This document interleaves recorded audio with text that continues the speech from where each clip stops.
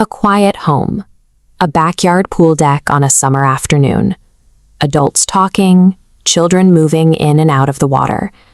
It is a setting where the worst expected outcome for a child is a bad sunburn.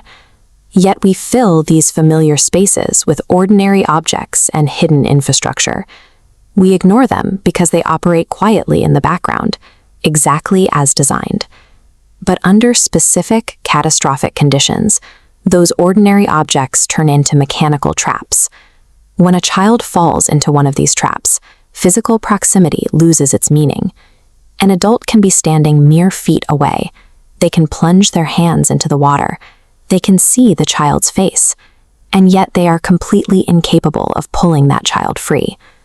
We are going to examine two specific cases where a child slipped into a space barely wider than their own body. One was an invisible trap that seized its victim in seconds. The other was an immovable physical barrier that held a child for 58 hours. Both events prove a harsh reality about our built environment. Proximity does not equal accessibility. Sometimes the distance between safety and tragedy is dictated entirely by the immutable laws of physics. In June of 2002, a 7-year-old girl named Graeme Baker attended a crowded graduation party. Graeme was a champion on her neighborhood dive team. She had been swimming unassisted since she was 3. That afternoon, she climbed into a 4-foot-deep hot tub built right into the edge of the pool deck. Sometime later, she slipped below the water's surface and settled over the flat drain at the bottom. There was no splash, no sudden thrashing. The party rolled forward in the sun over her head while her body remained pinned to the floor of the tub. To understand the mechanics, a pump runs continuously, drawing water down through a flat drain.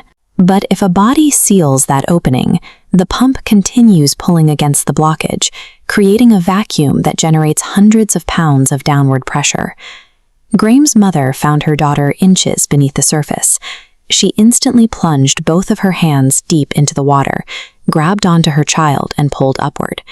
She kept surfacing for air, screaming for help, hauling at her daughter with every ounce of strength her body could produce. Graeme wouldn't move. The vacuum generated by that sealed pump exerted an estimated 700 pounds of suction. It took 2 grown adults pulling together with enough strength to shatter the drain cover and split the concrete to finally tear her loose. The official cause of death was suction entrapment caused by a faulty drain cover. While drowning was how she died, the vacuum was the reason why. Human strength could not outmatch the silent, invisible force of a machine. Contrast that immediate, invisible force with a trap made of solid earth. In October of 1987, in Midland, Texas, an 18-month-old named Jessica McClure was playing in a daycare yard. A heavy rock had been removed from the top of an abandoned water well. In the seconds her mother's back was turned, Jessica vanished. She had dropped straight down into the open well, plummeting 22 feet into the dark before her small body wedged tight against the pipe. The well pipe was exactly 8 inches wide, barely wider than a coffee can. No adult could follow her down, and pulling her straight up was impossible. Upward force would drive her deeper into the wedge against the unyielding rock walls. Rescuers lowered a microphone into the pipe. They could hear the toddler crying, and at times humming little songs to herself. She was alive, 22 feet beneath their boots, out of reach. Denied the direct route, local oil drillers and mining engineers brought in heavy equipment. The solution: drill a parallel shaft 22 feet deep into the dense Texas rock, then hand-dig a horizontal tunnel to reach her from the side. They ground through the rock, inch by agonizing inch. Where the hot tub vacuum had struck instantly, this physical barrier was static.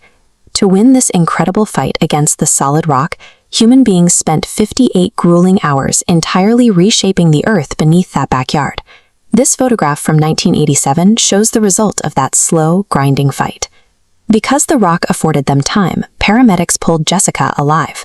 But water and mechanical suction do not afford 58 hours. For Graeme Baker, the physics took hold in seconds, before anyone understood what was happening. Her mother, Nancy Baker, spent the following years lobbying Congress. She realized that since a parent cannot outmuscle a 700-pound vacuum in the moment, the traps themselves had to be re-engineered so they never trigger in the first place. This animation demonstrates the mechanical solution she fought for.